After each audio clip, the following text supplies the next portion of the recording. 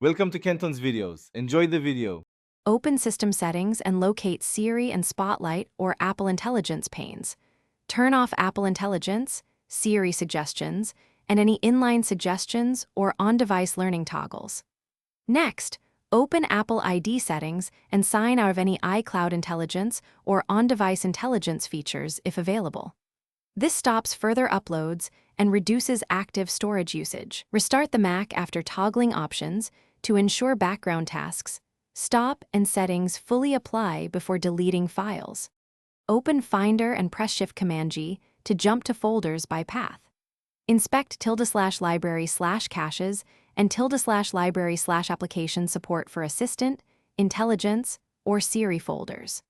Move identified folders to the trash, including any /library/application support/assistant or related caches.